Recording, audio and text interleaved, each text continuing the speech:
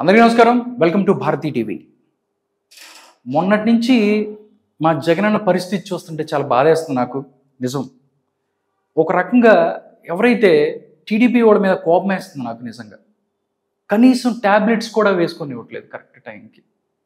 చూడండి జగనన్న పరిస్థితి ఎలా అయిపోయిందో. నిజంగా ఆయన ఏదో ఈ మధ్య కొంచెం తేడాగా మాట్లాడుతున్నాడు. నాకు కొన్ని రోజుల నుంచి భయం వేస్తుంది. ఎందుకంటే అప్పుడప్పుడు లండన్ వెళ్ళి 2-3 నెలలు ట్యాబ్లెట్స్ తెచ్చుకుంటారు, టైంకి వేసుకుంటారు. బట్ ఈ మధ్య మీరు కొట్టిన దెబ్బ ఏదైతే ఆంధ్రప్రదేశ్ ప్రజలు కొట్టిన దెబ్బతో మా అన్నకి బ్రెయిన్ దొబ్బింది. నిజంగా టైంకి ట్యాబ్లెట్ వేసుకోపోవటం వల్ల ఏం మాట్లాడుతున్నాడో తెలియట్లేదు, ఏం చేస్తున్నాడో తెలియట్లేదు. ట్యాబ్లెట్స్ అయిపోయినాయి. లండన్ మళ్ళీ వెళ్ళాలి అనుకున్నాడు ఆయన. లండన్ నేను వెళ్ళాలి, కానీ మీరు ఎక్కడ పోనిస్తారు చెప్పండి? తెలుగుదేశం పార్టీ వాళ్ళు మీరందరిని కూడా నేను ఏం చేస్తున్నానంటే, ఎందుకు మీరు ఎలా చేస్తున్నారు? మా అన్న ఏం చేశాడని చెప్పి మీరందరూ కలిసి ఇలాగా ఆయన్ని హింసిస్తున్నారు. ఆయన వదిలేస్తే హ్యాపీగా ఈ వరదలు గట్రా ఇవన్నీ లేకపోతే ఫ్లైట్లో నీట్గా అక్కడికి వెళ్ళి లండన్ వెళ్ళి కొన్ని ట్యాబ్లెట్లు తీసుకొని టైంకి వేసుకొని జాగ్రత్తగా ఉండేవాడు. ట్యాబ్లెట్లు అయిపోయినాయి. ఇప్పుడు చూడు ప్రాబ్లం. 1 నెలలు ఎడితే ట్యాబ్లెట్ వేసుకునేవాడు, కానీ లేకపోవటం వల్లే ఇలాంటి ప్రాబ్లం. చూడండి ఏం మాట్లాడుతున్నాడు ఈరోజు. బుడమేరు నది అంటున్నాడు. తర్వాత ఏం మాట్లాడతాడని నాకు భయంగా ఉంది. కృష్ణా నది, కృష్ణాని సముద్రం అంటున్నాడు. దాంతోపాటు బుడమేరు నది అంటున్నాడు. ఓకే, దీనికి సంబంధించి అసలు ఎందుకు ఇలా మాట్లాడుతున్నాడు అనేది మనం వైఎస్ఆర్ కాంగ్రెస్ పార్టీ అధికార ప్రతినిధి అంటే ఆయన ఏంటబ్బా అదే వైఎస్ఆర్ కాంగ్రెస్ పార్టీ అంతర్జాతీయ ప్రధాన కార్యదర్శి సీఎంరాజు ఉన్నాడు. ఆయనతో ఒకసారి ఫోన్లో మాట్లాడదాం. ఏంటి అసలు దీనికి సంబంధించి ఏంటి అనేది కూడా ఒకసారి ఫోన్ మాట్లాడదాం. ఒకసారి ఫోన్ చేస్తాను. నాకు తెలిసి ఆయన బిజీగా ఉంటారు అనుకుంటా. అయినా కానీ ఒకసారి ఫోన్ చేసి అడుగుదాం అసలు ఏంటి, అసలు ఈ ట్యాబ్లెట్ల పరిస్థితి ఏంటి, ఒకసారి ఎంత పవర్ వేసుకుంటున్నాడు ఏంటి అనేది ఒకసారి కనుక్కుందాం. హలో, నమస్కారం సార్. సీఎంరాజు గారు నమస్కారం అండి. నమస్కారం. ఓకే, మేము భారతీ టీవీ నుంచి మాట్లాడుతున్నామండి. మన టీవీ అనండి. చెప్పు, తప్పకుండా. ఓకే, అవును, మన వైఎస్ఆర్సీపీ. అవునండి, భారతీ టీవీ. ఒకసారి మీతో మాట్లాడదామని చేసాము. ఎందుకంటే అదే పుష్కరాలు చేద్దాం అనుకుంటున్నామండి. అవునండి, పుష్కరాలు చేద్దాం అనుకుంటున్నాము. దానికి అవునండి, పుష్కరాలు చేద్దాం అనుకున్నాం. మిమ్మల్ని వైఎస్ఆర్ కాంగ్రెస్ పార్టీ అంతర్జాతీయ ప్రధాన కార్యదర్శి కాబట్టి మిమ్మల్ని అక్కడికి పిలుద్దాం అనుకున్నాం. ఆ పుష్కరాల కార్యక్రమానికి ముఖ్య అతిథిగా పిలుద్దాం అనుకుంటున్నాం. ఏ నది కంటారా? అదేనండి, బుడమేరు అని కొత్త నది వచ్చింది కదండి నిన్న. అదేంటి బుడమేరు ఏంటి, వాగా నది కాదా? ఊరుకోండి సార్, మీరు మీ అధ్యక్షుడు ఎవరైతే ఉన్నారో ఆయన నది అని చెప్తున్నారు. నది కాదా? ఓకే, వాగా లేదండి. మీరు ఒకసారి చూడండి, వీడియో కూడా మీకు చూపిస్తా, కావాలంటే మీకు పంపించమంటే పంపిస్తా. ఓకే, ఏంటి ట్యాబ్లెట్లు వేసుకోపోవడం వల్ల ఇవన్నీ వచ్చిందని అంటారు, అంతేనా? నిజమా? ఓకే ఓకే ఓకే సార్, కొంచెం ఆ ట్యాబ్లెట్లు జాగ్రత్తగా ఆయనకి ఇచ్చి సరిగ్గా మాట్లాడి కొంచెం అవన్నీ చూసుకోండి సార్. ఎందుకంటే అంతర్జాతీయ ప్రధాన కార్యదర్శిగా ఉన్నారు కాబట్టి మీరు కొంచెం అవి చూసుకుంటే మీడియాకి కానీ లేకపోతే ఆంధ్రప్రదేశ్ ప్రజలు ఎవరైతే ఉన్నారో కన్ఫ్యూజ్ అయిపోతున్నారు. ఇప్పుడు బుడమేరుకి పుష్కరాలు పెట్టి మిమ్మల్ని ఏంటి ప్రత్యేక అతిథిగా పిలవాలని వాళ్ళు ఫిక్స్ అయిపోతున్నారు సార్. కొంచెం చూసుకోండి sir. Okay okay sir, thank you. నమస్కారం. అది పరిస్థితి. అంటే ఆయన కూడా చెప్తున్నారు, ఎందుకంటే ట్యాబ్లెట్లు కొంచెం వేసుకోపోవటం వల్లే ఇలాంటివి జరుగుతుందని కూడా ఆయన చెప్తున్నారు. తెలుగుదేశం పార్టీ ఎవరైతే ఉన్నారో మీరు పెడుతున్నా అదంతా వాళ్ళు పెట్టే టెన్షన్కి ఆయనకి మరీ ఇంకెక్కువైపోతుంది. లేకపోతే ఏంటండి, బుడమేరు అనేది నదే, కృష్ణ అనేది సముద్రమా, బంగాళాఖాతం అనేది ఏంటి సెలయేరా? ఏం మాట్లాడతారు ఏంటో జగన్మోహన్ రెడ్డి గారు. మీకు దండం స్వామి, మీరు తొందరగా లండన్ వెళ్ళిపోతే ప్రజలందరూ అక్కడ కొంచెం హ్యాపీగా వాళ్ళ పనులు చేసుకుంటారు. ఏదైతే ప్రభుత్వం ఏదైతే ఉందో యంత్రాంగం వాళ్ళందరూ కూడా వాళ్ళ పనులు చేసుకుంటారు. క్లీన్ అండ్ గ్రీన్ విజయవాడ మీరు వెళ్ళొచ్చే లోపు మీకు కూడా కొంచెం ఆ ట్యాబ్లెట్ వేసుకోవటం వల్ల కొంచెం మెంటల్ కండిషన్ బాగుంటుంది. దాంతోపాటు మిగతాయి కూడా బాగుండే ప్రయత్నం అవుతుంది. లేకపోతే ఏంటండి, ఎందుకు అంటున్నాను అనేది ఒకసారి నీకు వినిపిస్తాను. ఏమన్నాడు ఏంటి అనేది చూద్దాం. మొత్తం అసలు మనిషి అంతా మారిపోయాడండి.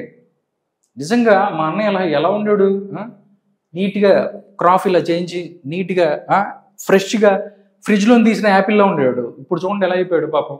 ఏం మాట్లాడుతున్నాడు ఏంటో తెలియట్లేదు. ఒకసారి చూద్దాం. బుడమేరు నుంచి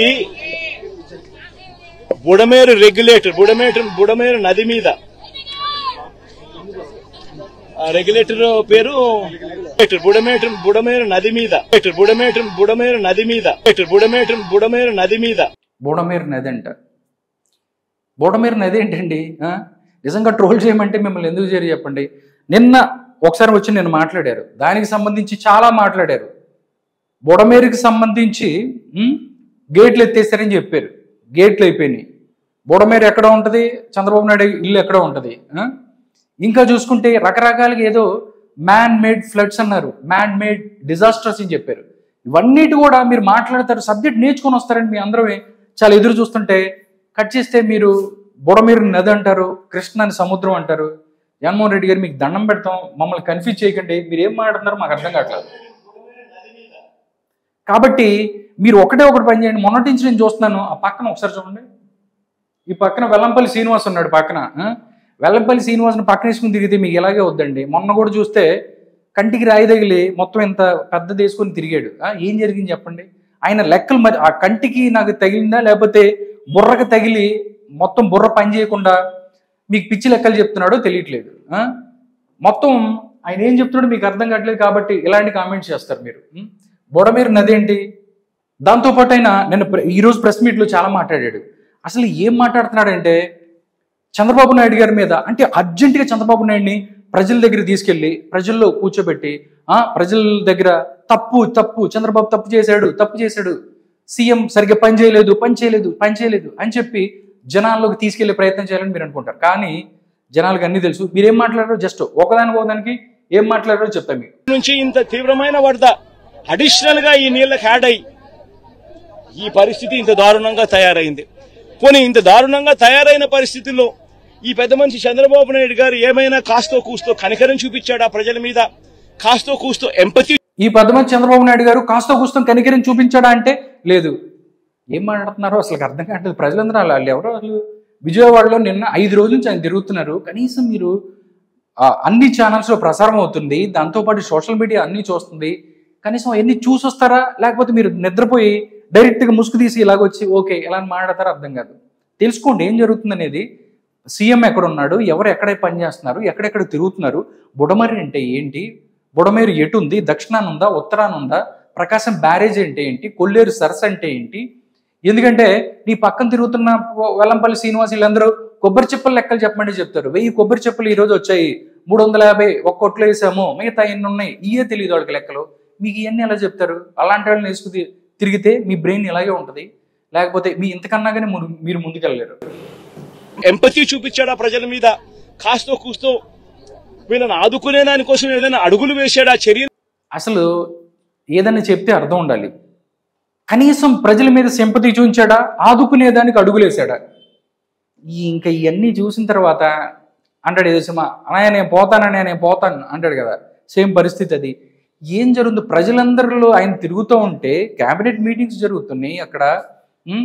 ఎవరైతే డిప్యూటీ సీఎం అక్కడ ఉన్నారు, హోమ్ మినిస్టర్ అక్కడ ఉన్నారు, మిగతా మినిస్టర్స్ అందరూ కూడా గ్రౌండ్లలో పనిచేస్తుంటే ఏం చెప్పాలో తెలియక మా కర్మ లేస్తే మిమ్మల్ని మీ గురించి పట్టించుకోకూడదు అనుకుంటే ఇలాంటి వీడియోల గురించి మేము మాట్లాడాల్సి వస్తుంది. మా దరిద్రం మేము ఎప్పుడో పూర్వజన్మలు ఎప్పుడు చేసుకున్న పాపం ఇది. మీ గురించి మాట్లాడతాం. ఇంకా ఏం మాట్లాడాలో చెప్తాను. చేశాడానంటే ఎక్కడ లేదు. తాను ఇంట్లో ఎందుకు ఉండడం లేదు అని అంటే తాను ఇంట్లో ఉండే పరిస్థితి లేదు కాబట్టి తాను ఇంట్లో ఉండడం లేదు. ఇక్కడ మాత్రం జగన్మోహన్ రెడ్డి గారు మీకు ఒక దండం బాబు. ఏమన్నారు? ఇంట్లో ఉండే పరిస్థితి లేదు కాబట్టి అక్కడ ఉండట్లేదు అంటున్నాడు. ఎందుకంటే అక్కడ మునిగిపోయింది అని మీరే చెప్తున్నారు. మొన్న ఏం చెప్పారు మీ సాక్షి పేపర్లో? నిన్న కాక మొన్న హెడ్లైన్లో ఏం రాశారు మీరు? ఏం చెప్పారు తెలుసా? చంద్రబాబు నాయుడు ఇంటిని ఏంటి కాపాడటం కోసం, అక్కడ నీళ్లు లేకుండా చేయటం కోసం ఫ్లడ్స్ని మొత్తం మీద తీసుకెళ్ళి బుడమేరు వాగులోంచి విజయవాడ మీదకి వదిలేరని మీరే చెప్తారు.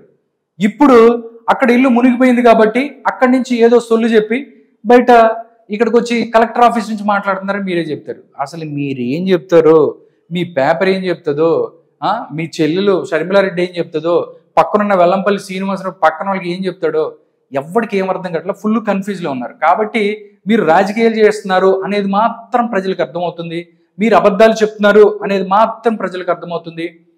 ఏంటి మీరు ఎంత చేసినా ఎంత చెప్పినా కానీ ప్రజలు వినే పరిస్థితిలో లేరు. రిటైనింగ్ వాల్ గురించి ఇందాక చెప్తున్నారు. రిటైనింగ్ వాల్ ఎప్పుడు కట్టారు? ఇంతకుముందు ఒక వీడియో చేసాం. రిటైనింగ్ వాళ్ళు నేను చేశాను కాబట్టి, నేను కట్టాను కాబట్టి కృష్ణలంకలో మొత్తం దగ్గర 4 లక్షల మంది ప్రజలందరూ కూడా బతికారు, లేకపోతే అందరు కూడా అన్నట్టు మాట్లాడుతున్నారు. ఎప్పుడు కట్టారు రిటైనింగ్ వాళ్ళు? 2019 కన్నా ముందుగానే అది అయిపోయింది. బట్ మీరేదో తీసుకొచ్చి లాస్ట్కి పూలదండలు తీసుకొచ్చేసి నేను చేశాను, నేనే కట్టాను అని చెప్పే ప్రయత్నం చేస్తున్నారు. ఇవన్నీ కూడా కరెక్ట్ కాదు.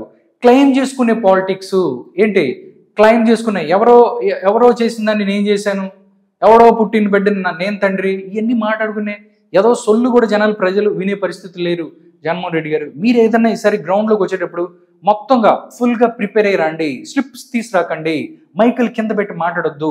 ఇవన్నీ చేస్తే ప్రజలు ఎంతో కొంత గౌరవం ఉంటుంది. నిజం మాట్లాడండి. ఇవన్నీ లేకపోయినా కానీ నిజం మాట్లాడితే ఎట్లా మాట్లాడినా కానీ వాల్యూ ఉంటుంది. బట్ మాట్లాడకపోతే మాత్రం ఇలాంటి పరిస్థితి ఉంటుంది. తాను ఇల్లు మునిగిపోయింది కాబట్టి తాను ఇంట్లో ఉండే పరిస్థితి లేదు కాబట్టి తాను ఇంట్లో ఉండడం లేదు.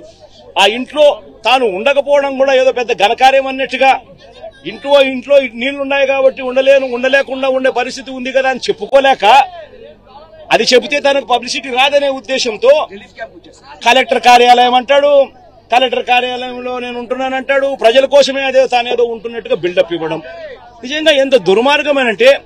పబ్లిసిటీ పిచ్ ఎవరికుంటా చెప్పండి? పబ్లిసిటీ పిచ్ మీకుందా, చంద్రబాబు నాయుడుకి ఉందా?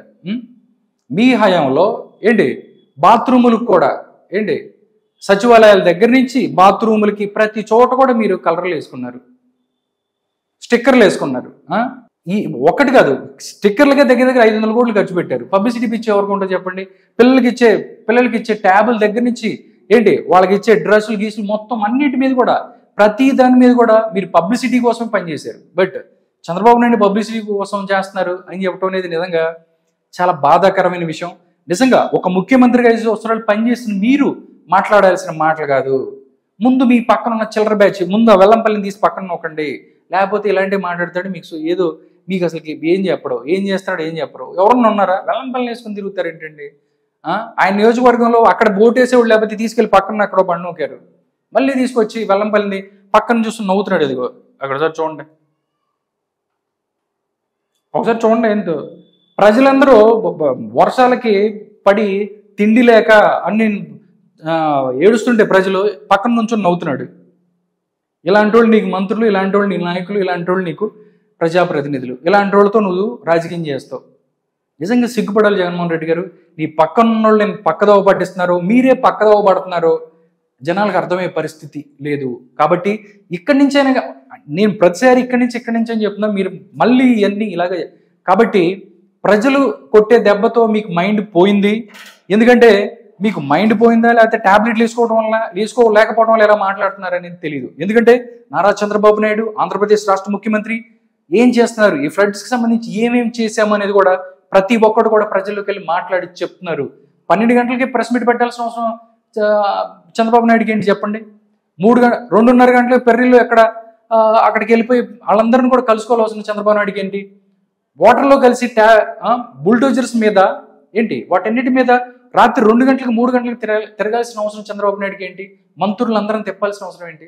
ఇవన్నీ చేస్తుంటే ప్రజలందరూ చూస్తుంటే మీరు మాత్రం పబ్లిసిటీ స్టంట్ చేస్తున్నారు. ఆయన ఇల్లు మునిగిపోయింది కాబట్టి ఇక్కడికి వచ్చి కార్యాలయంలో ఉన్నారు అంటే ఏదో మాట్లాడే ప్రయత్నం చేస్తాను. నిజంగా ఒక రాష్ట్ర అధ్యక్షుడి స్థాయిలో ఉన్న జగన్మోహన్ రెడ్డి గారు మాట్లాడాల్సిన మాటలు కాదు. కాబట్టి ఎందుకంటే ప్రతి ఒక్కళ్ళు కూడా అబ్జర్వ్ చేస్తున్నారు కాబట్టి చాలా గుర్తుంచుకోవాలి. చంద్రబాబు నాయుడు ఏం చెప్తున్నాడు దీనికి సంబంధించి మీలాంటి వాళ్ళకి మీ నాయకులు కావచ్చు లేకపోతే ప్రజలకి ఏం చెప్తున్నాడు అనేది ఒక్కసారి చూద్దాం. వీఆర్ ఆల్ హియర్, ప్రజాధనాన్ని మనకు శాలరీస్ ఇస్తున్నారు, public tax payers money, we are here to do job. అంతేగాని ఇంకొక మాట ఎవరైనా మాట్లాడితే మాత్రం చాలా సీరియస్గా ఉంటుంది. అది చంద్రబాబు నాయుడు అంటే ఏం చెప్తున్నాడు? ప్రజలు ట్యాక్స్ పే చేసిన డబ్బులతో మనకి శాలరీలు ఇస్తున్నారు, నేను పని చేయాలి, మీరు పని చేయాలి, పని చేసిపోతే మాత్రం ఒక్కొక్కటి పడిపోద్ది, పంపించేస్తాను, వెళ్ళిపోండి అని చెప్పాడు. జక్కంపూడికి సంబంధించిన ఒక ఆఫీసర్ని కూడా ఆల్రెడీ పంపించేసిన పరిస్థితి, సస్పెండ్ చేసిన పరిస్థితి. That is Chandrababu Naidu. Government అధికారులు అవ్వచ్చు, మిగతా వాళ్ళు అవ్వచ్చు, ప్రతి ఒక్కళ్ళు కూడా నిలబెట్టి నుంచొని గ్రౌండ్లో ఉండి పని చేపిస్తాడు చంద్రబాబు నాయుడు.